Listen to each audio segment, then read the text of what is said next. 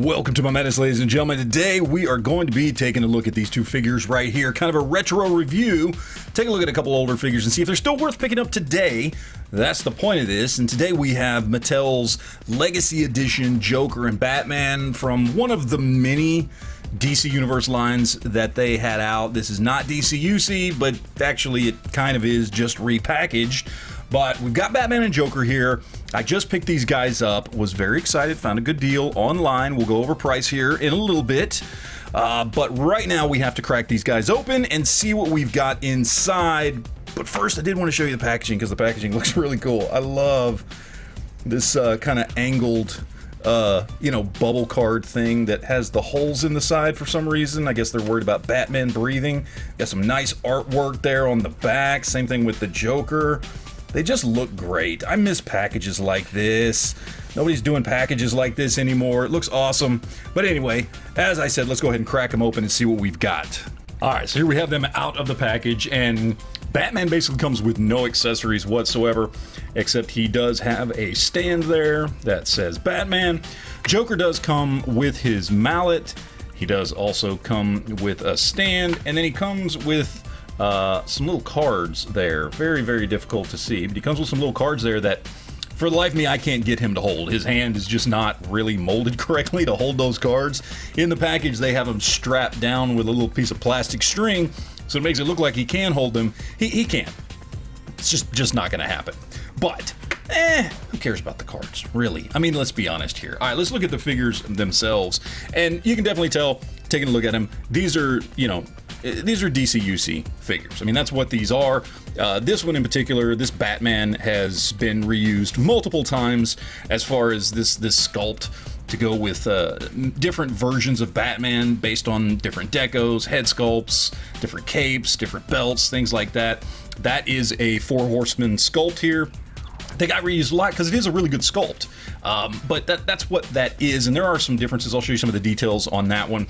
This Joker figure, I can't remember how many times this one's been used, but I feel like it's been used quite a few. And again, these are just rebranded DC UC figures, but sometimes the cool part about getting some of these figures, whether it's Legacy Editions or whatever, I mean, Mattel did so many different variations during this like 10-year period of time from like the mid 2000s up to the mid 2010s.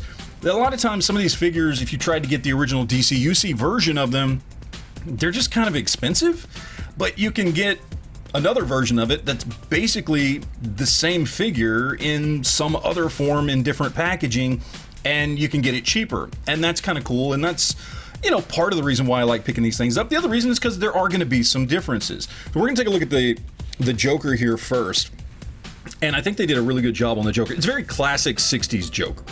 And I think, I mean, honestly, actually, you could say this is 40s, 50s, 60s Joker. Very old school, love the head sculpt, nice, tall, skinny, gangly dude. The hair looks good. We got a nice wash or dry brush, green dry brush over the black painted hair. Face sculpt, more that kind of early, 40s, 50s, 60s Joker look to him. Just plain purple suit. You can see on this older figure how we've got the discoloration between the two different types of plastics, between the ABS and the PVC plastic. So you can see that, we've got the brighter purple here versus the lighter, more faded purple there. I'm sure when this thing first came out, probably over 10 years ago, those two plastics matched, but not anymore. And that's, it's what you're going to have to deal with if you're picking up older figures. Again, this one was new in the package and didn't look like it had a lot of sun damage, but even so, you get that discoloration there, the differences there between the two plastics, but you can see it. I don't really care. It doesn't bother me because I just wanted these cool old figures, and I accept that there's going to be some discoloration. Sculpt on the coat looks great. We've got the mallet there. It's got the J for Joker on the mallet. I like it. It's good. It's simple. Now, these are, of course, again, basically DC UC figures, so very, very simple articulation. So we've got single jointed elbows, single jointed knees. We do have thigh cuts. We do have bicep swivels, standard, ball joint arms. Feet just hinge back and forth. That's basically all they do. Head is technically on a ball joint, but man, his head really, I mean, that's him looking up. That's him looking down. I mean, that's pretty much it. There's not a lot going on there.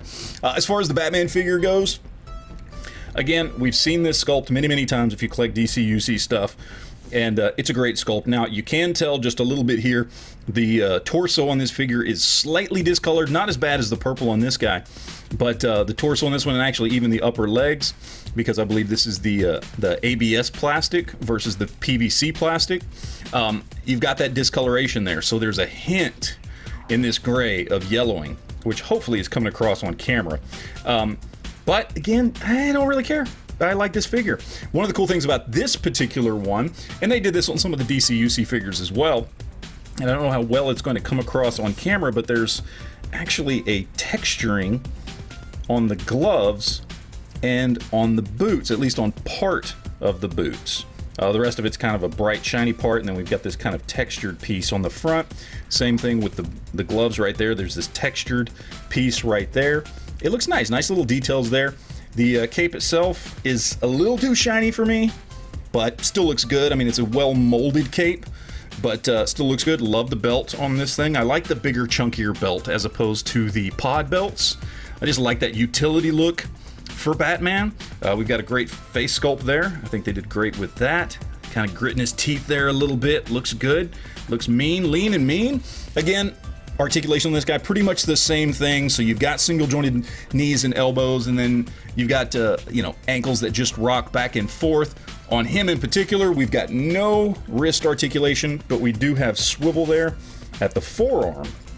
So not a lot going on here. These are older figures. If you're gonna be picking something like this up, you obviously know what you're getting into, so this isn't a surprise, but still, maybe you haven't gotten into these yet and you're thinking about picking some up. You should know that compared to modern figures, the articulation is not as good.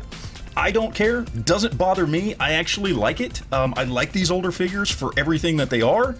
You may not, so take that into consideration if you're looking to pick some of these guys up. But I think both look great. Again, these are older figures, older articulation, and you're going to deal with some discoloration for these older figures, specifically in that ABS plastic, that harder, hollow plastic.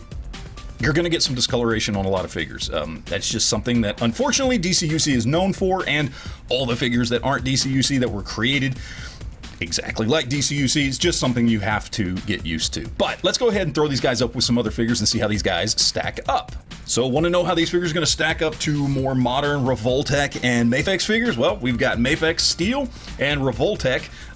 This one is the one that actually goes back and forth between Arkham Knight and Red Hood, and they fit in good. I mean, articulation-wise, obviously not, but as far as just size, build, that kind of thing, it's going to fit right in if you already collect any other 6-inch scale DC Universe figures. And then to throw these guys up with two of my absolute favorite Batman figures, and that is the DC Icons Batman, and over there we have the DC Superheroes Batman. I absolutely love these two figures. I think they look just spectacular and gorgeous. And again, if you're collecting 6-inch scale DC stuff, these guys work perfectly. And just for shiggles to see how these guys fit in with other 6-inch scale lines, so on the left we've got Renew Your Valve's Spider-Man from Marvel Legends. On the right we have Hasbro's G.I. Joe Classified's Snake Eyes. And look here, man, it's the same thing. We've got that 6 to 6.5 inch scale figure. These guys hold up pretty well. All right, so now let's talk about price here, and I picked these guys up for 20 bucks each. Now, that's cheaper than normally you would find them, but I found somebody selling both of them for 40 bucks. Normally, on average, I see these figures going for around 25 to 30. Usually that includes shipping. So, it really just kind of depends on what you find. Again, I got a little bit lucky, found somebody selling both for 40, so 20 bucks a piece, that's a really good deal. But let's talk about average price, right? So let's say 25 bucks. So pretty much the same price as every other standard retail figure that's out right now from Hasbro or Mattel or wherever, right? Are these worth 25 bucks a piece? A lot of people say no, you're used to modern articulation and all that kind of stuff, and you don't want older figures and you don't want discoloration. I get that. So from that standpoint, no, it's not worth it. I mean, honestly, these are, looked at more as retro collector's pieces now at this point, especially in the DC Universe line, because, you've got McFarlane now. You can pick up a brand new figure for 22 to 25 bucks. Why would you buy these? However, if, like me, you like 6-inch scale stuff and you don't mind the articulation, then yeah, 25 bucks is totally worth it. I mean, really, to me, that's totally worth it. I would totally pay 25 bucks a piece for these guys. I'm glad I didn't have to, but I've paid 25 bucks a piece for many of these older figures, whether they be, DCUC or whatever. That does not bother me at all. I don't care that they're older figures. I just care that they're cool looking figures, well sculpted figures that represent the characters. And these totally do. And in the end, that's what matters to me. It's all personal preference, guys. Take everything I say with a grain of salt. But in the end, I totally think these guys are still absolutely worth picking up today in 2024, just like they were probably 10 years ago when these guys were released. So that is pretty much it, guys. Would love to hear what you think about not just these figures, but let me know what you think about like going back and collecting old figures. Do you do this like I do? Did you find yourself at a point where you just kind of, for whatever reason, didn't like what's coming out now and went, hey, you know what? I'm gonna start picking up some older stuff because I have an appreciation for those things. Let me know in the comment section down below. But that's it, guys. Thank you guys for watching, and always remember to enjoy your collection.